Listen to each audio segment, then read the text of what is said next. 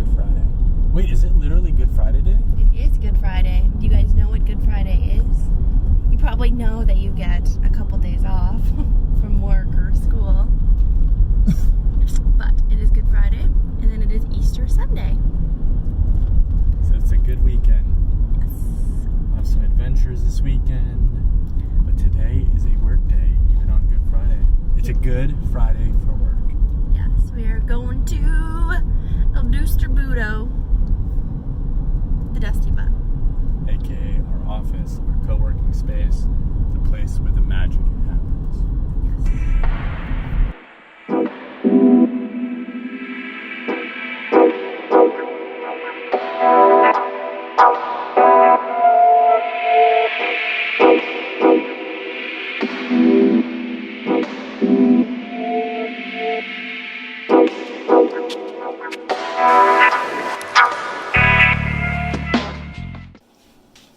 We're back home. It's the remainder of our taco salad. Alright, and I want to show you guys what I made yesterday. They're in the freezer. This is a new recipe, but these ones are carrot cake truffles. They're for Easter, so I thought those would be kind of fun, little sprinkles. And then these are the OGs, chocolate truffles, with sprinkles on top for Easter. You guys don't even understand. My family goes crazy for those things. I mean, there's a lot in there, but they don't last long at all. So hopefully the other dessert that you're making as well will also help offset the craze towards those. People love them.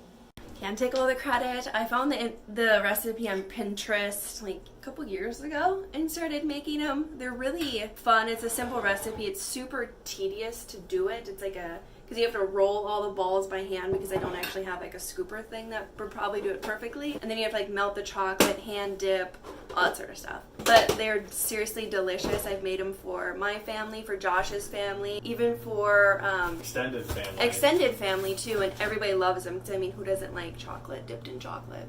Yeah. So it's super fun. So I'm excited, and I'm making another dessert tomorrow. These are special Easter cupcakes that I'm really excited about. Yeah. And now we eat. So there's this company. Obviously, I think most people know it. It's video conferencing.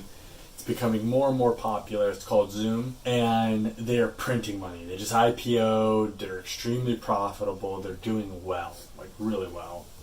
He was, I believe, was the VP of engineering at WebEx, which is another big conferencing company that got acquired by Cisco for video conferencing and things like that. Well, he was there, and even though they were a massive company and backed by Cisco, which is a huge juggernaut, he believed there was a lot of stuff that could still be done with video and communication that he wanted to pursue. Instead of just saying, well, there's already a huge company, Google Hangouts, Skype, WebEx, GoToMeeting, all of these things, he had a vision of what he believed video conferencing could be and communication could be. Started a company, and now they're doing wildly successful. That just shows you don't always have to reinvent something, or you don't always have to invent something from scratch. You can look at something that's already very common and just do it way better than everybody else and create a wildly successful company. So like Josh was saying, it's not like you have to invent something completely new to have the next big thing in SaaS, which is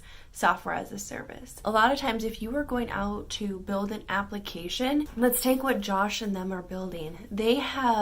It's a very robust application, but it started off very small and it solved one problem. Then what they did is they went after a particular niche. Think plumbing or HVAC or construction or house inspections or apartment management, fixing computers. There's so many different industries, and there's also different verticals in all those industries. And I guarantee that there are areas in those verticals, in those industries, that need to be revamped with software. And the best way to figure that out is by talking to people in those industries.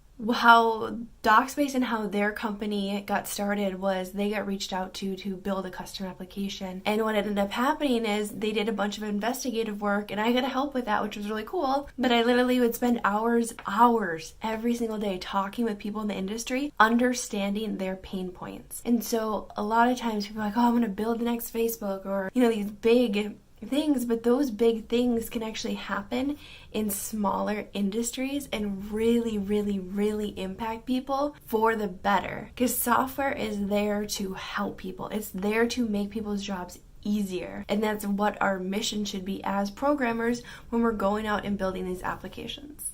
So I wanted to jump on here and say my piece about that, because it can be very overwhelming not knowing what it is that you want to build. And a lot of times it can just come out of a conversation that you're having with somebody, which is why I always say, you know, to get started, start freelancing, start working with different people in different industries and different businesses and see what's out there. Feel other people's pain points that they're suffering, that you can help them through software development. It's like full circle. Bloop, bloop. But yeah, so that's my piece about that. Back to work. So when you're starting a business and when you're thinking, oh, I need to reinvent or I need to invent something brand new, there are so many successful businesses. We mentioned Zoom. If you ever heard of Virgin and Richard Branson, pretty much his entire business has been built off seeing what already existed and just doing it better than everybody else, right? And I think we live in the world of where there's so much competition. So if you can identify a market and then even a niche inside of that market, then so for instance, if it's like service-based companies and then inside of their lawn care companies or plumbing or HVAC, just a niche, and figure out how do I serve them better than any other service-based company now. And you might be like, well, that restricts me to only lawn care. Yes, to start. But what it's going to allow you to do is actually get a foothold, build a customer base, and actually start generating revenue. Then once you've done that, you've figured out a huge piece, and then you can expand from there. If you want to learn more about this topic, check out 0 to 1 by Peter Thiel.